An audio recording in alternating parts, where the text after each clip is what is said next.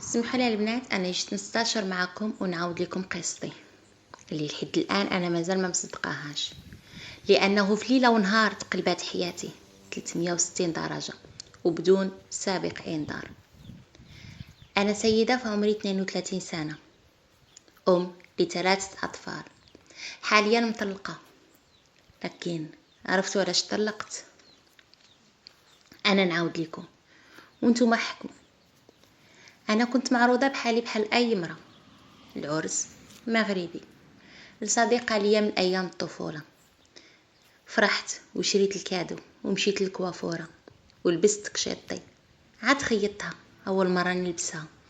درت مكياج خفيف وشويه العكار والعطر، قلت حتى نوصل لدار العرس عاد ونديرهم، لانني كنت مزوجه بريفي، ما كانش يبغي يخليني نخرج بوحدي او نلبس من غير الطويل والفضفاض. كنت نحس براسي بحال شرفت وتبهدلت بداك اللباس، لكن تنقول معليش، خاصني نرضي راجلي. المهم درت عليا عبايتي ولبست شربيل وصباطي درته في الصاك مع الكادو وشي تخربيقات اخرين، لانه تيلفت الانتباه على التعبير ديال الراجل ديالي. زعما تنوصل تما عادو لبس صباطي، مع العلم انني من داري للطوموبيل ومن الطوموبيل لدار صاحبتي. المهم ما علينا، مشيت فرحانه تنطير بالفرحه، قلت نفوش شويه ونخرج من روتين الدار وشغالها اللي ما تسالي وضغط الحياه، ويا ريتني ما مشيت. دخلت للعرس، باركت العروسه وبدلت ولبست عليا تقشيطي وقديت الحاله، لانه صاحبتي دايره للنساء فقط، ولو ما كانش راجلي عارف هادشي ما كانش يخليني نمشي اصلا، وعارف ان غير النساء داكشي علاش خلاني.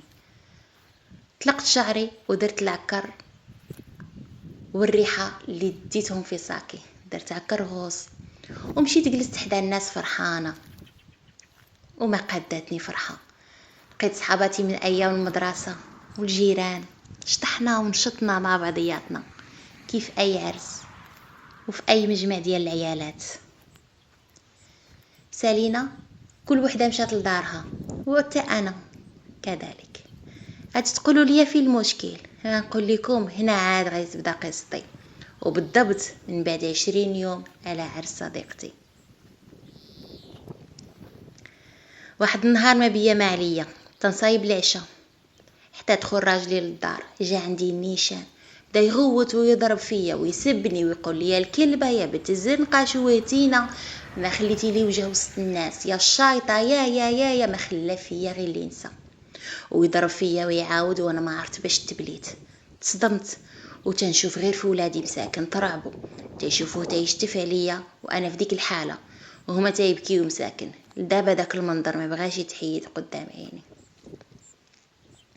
هادشي كامل وانا تنقول شنو درت ليك، قول لي غير شنو درت، وهو تيزيد يضرب ويبرد فيا بالجهد اللي عطاه الله.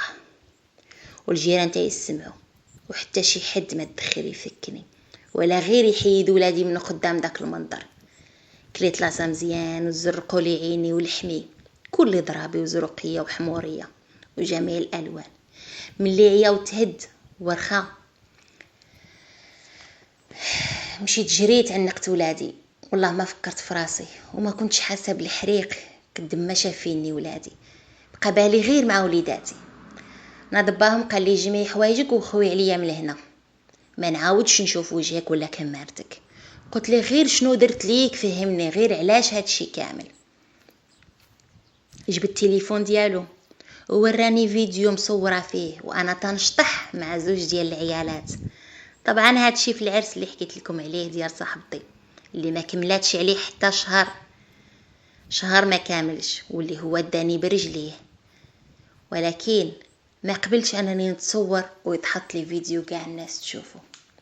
قال لي واش انا محجبك في الدار؟ في الاخير يعيطوا لي صحابي راه مراتك مليوح ليها فيديو تتشطح فيه. انا صدمه على صدمه وما قدرتش حتى نهضر. جمعت حويجات ولادي في صاك، شي درتو شي ما درتوش، وداني حطني في دارنا اللي بعيدة على المدينة اللي كنت فيها ب4 ديال السوايع ديال الطريق. وفي داك الليل وصلنا، حطني في الباب، نزل الدراري من الطوموبيل، حط الساك في الارض وزاد وخلاني واقفة عند الباب، واقفة في باب دارنا مع 5 ديال الصباح.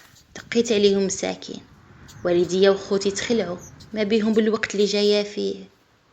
الوقت فاش جيت وجهي في ديك الحاله تا يسحابهم درنا قصيده. مهم بقيت في دارنا شهرين. من بعد وصلتني استدعاء ديال الطلاق، درت محامي، ما كاملاش الشهر طلقت. قال لي المحامي خاصك ترفعي دعوه على اللي صورات الفيديو واللي نشراته باش يترباو.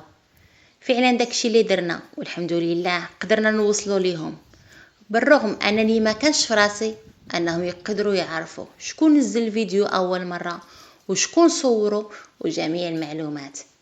البنت اللي صورات عندها 21 عام، تحكمات ب1.5 سجن نافذه، ومعها ماماها تحكم عليها بغرامه ماليه 20,000 درهم، لانهم تسبوا لي في خراب بيت الزوجيه بسبب تشهير وتصوير فيديو من دون إذن والتدخل في الحياة الشخصية. وكذلك البنت اللي بارتاجته أول مرة. أنا ما كنتش بغيت هادشي لدوك الناس، لكن علاش هي تصورني وعلاش أمها كانت حداها ما قالتش ليها اش تديري، ما تصوريش العيالات؟ علاش أمها ما هضراتش معاها؟ والبنت كبيرة ماشي قاصر.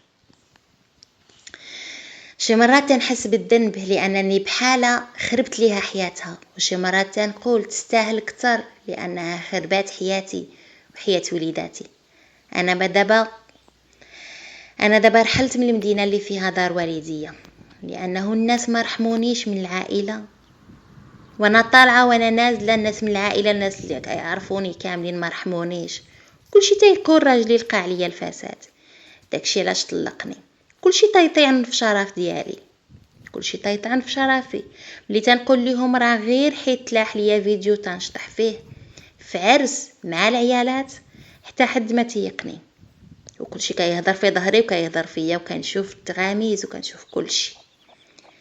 المهم نصيحة لوجه الله، ما تخربوش حياة الناس، لانه حتى حياتكم غتخرب في المقابل. والسلام.